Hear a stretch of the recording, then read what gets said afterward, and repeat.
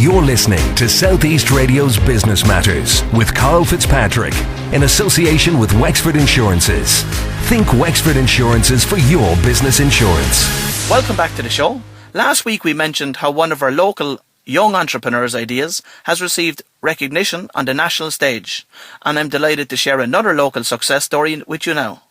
Wexford girl Sarah Birmingham, who is a student at Dublin City University, was recently awarded the prestigious accolade of Student Journalist of the Year award at the annual National Student Media Awards. On behalf of Business Matters, I'd like to extend our congratulations to Sarah and wish her every success in her career. At this point, I'd like to bring your attention to a number of other upcoming business events happening across the county. Firstly, Wexford Chamber will host their annual Golf Classic on Friday the 7th of June and Wexford Golf Club.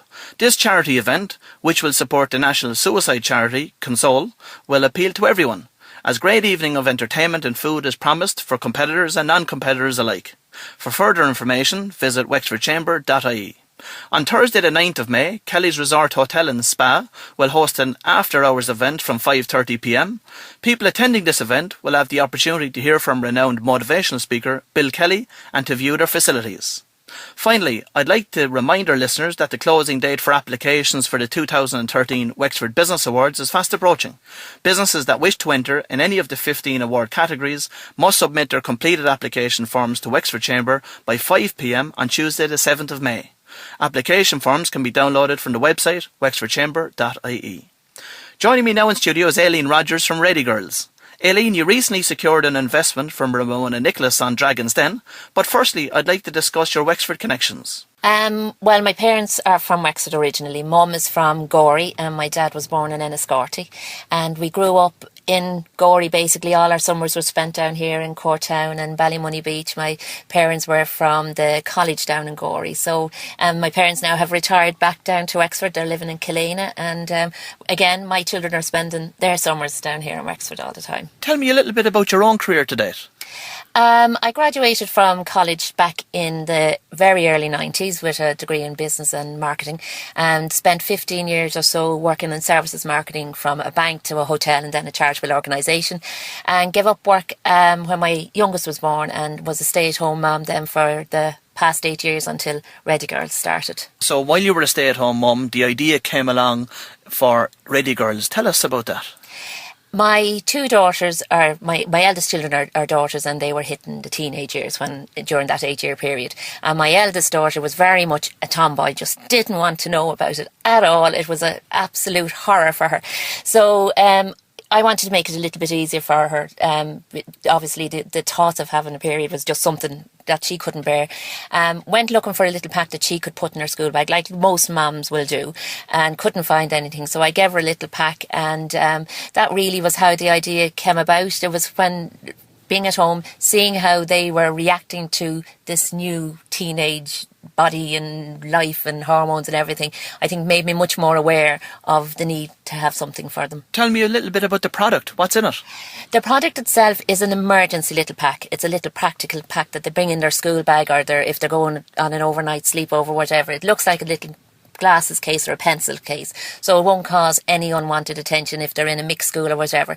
It has 2 sanitary towels, 2 feminine wipes, it has 2 disposable bags, and it has a little pants as well, and an information leaflet written by a qualified nurse. She's been a nurse for 18 years, and so it's all geared around practicalities of an unexpected period. And the other advantage to it is product is also CE approved. Great. Now, listeners to the show would be familiar with Funky Gardez. Samantha Kelly joined me on the show some time ago after her appearance on the Dragon's Den. How does your product compare to that? Well, I'm actually glad you brought that up, Karl, because that is something that has arisen before now as well. My product is actually very, very different to the Funky Goddess product you mentioned. That was a gift set, or is a gift set, that you present to your daughter when she's arriving at that age. But mine is a very practical product that you bring with you, that the girl brings with her in the event of an unexpected period. And we also have refills for it, so she can bring it on it's not a one-off gift. It's something that she brings with her and uses with her on a day-to-day basis. The product itself launched in August August 2011. Tell me about the first few months of the business. What did it involve? Did you do much market research? Yes, we did. We did an awful lot of research, actually. We did focus groups and we did one-to-one interviews. And we did it with mums and we did it with young girls, and we did it, obviously the mothers had to have had teens and tweens. And that's how we got the personality of the brand. We wanted to know, what did they think the product should contain? What should it look like? What should it feel like? What would their daughters like? And then from the daughter's point of view, what should it be called? What should it have inside? So we got a whole load of information, but it all came back to the one thing, that it had to be simple, had to be practical, and there was no need for bells and whistles, just get them home. But that was basically it, an emergency pack that would get them home to Mammy. Where is the product being manufactured? It's actually been manufactured in China, as I said, on Dragon's Den. I tried to do it in Ireland, tried to do it in England, tried to get it done in America, in Europe, but the only place it was cost effective was in China. What was your experience of dealing with Chinese manufacturers? Initially, I did it all myself online, and I had no problem getting really good spec of a prototype. But when I went to actually ordering the first main order, I kind of got a little bit of cold feet, because I had nobody over in China who were going to be checking the quality of the delivery that was going to actually arrive on my door. So at that point I decided to employ a company who are Irish based but also have Irish offices over in China, and that they would source the product, make sure that it was ethically being manufactured, that there was no children under the age of 10 producing or whatever, and that the quality would be up to standard. And so yeah, that was how I haven't had any problems with the Chinese manufacturing, but with the sourcing company, I'm actually on my third one now. What advice would you give, let's say, to Wexford-based business owners that would be considering looking to the Chinese market for manufacturing of their own product? Again, I would tell them, yes, it's absolutely the way to go, but be sure you have a very good, reliable sourcing company from Ireland.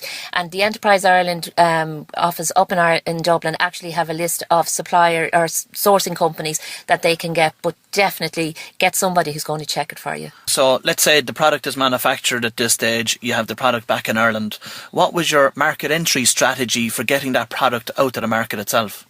I always knew that my product was going to need to be high volume, so I knew I'd have to get a main distributor on board.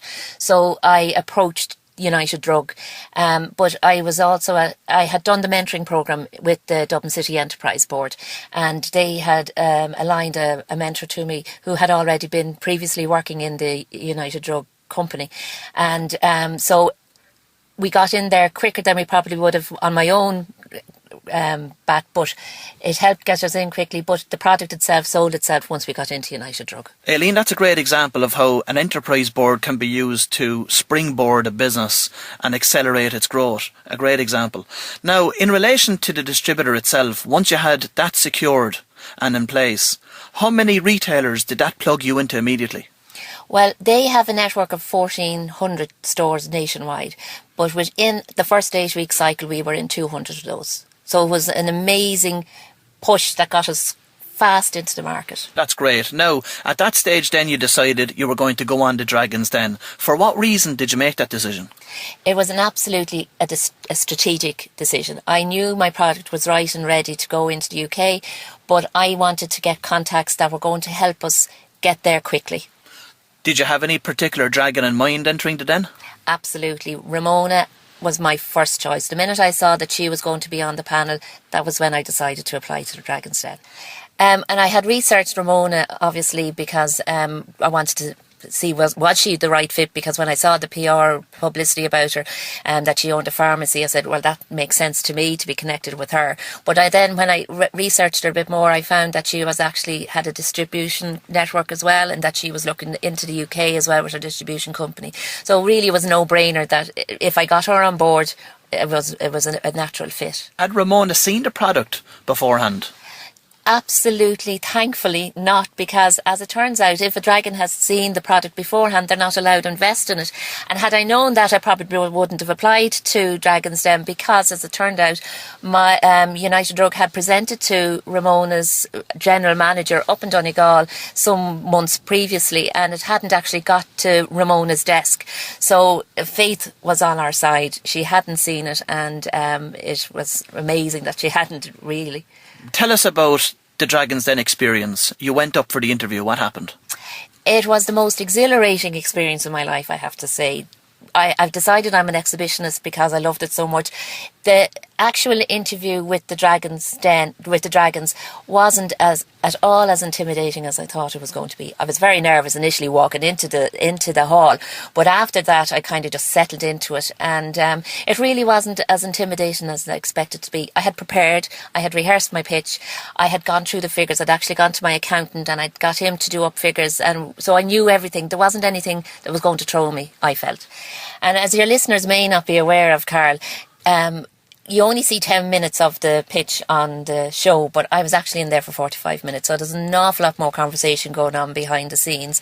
In particular, I had spent a lot of time actually describing the product. There was a lot of questions about the actual inners and workings of the product that didn't obviously come out, and there was an awful lot more discussion that went on about family, work-life situation, how could you get that balance right, which wasn't aired. But at the end of the day, I got 3 offers in the den, and 2 of them I was absolutely amazed. I didn't think going into the den that they would be interested because it wasn't in their area of business. So obviously the fact that they saw value in the product, that they saw value in the business model, was that very, very flattering. But because I had, as I said, I'd gone in looking for Ramona, she was the lady I obviously had to go with. All of that took place 3 months ago at this stage. What value has Ramona added to the business since then?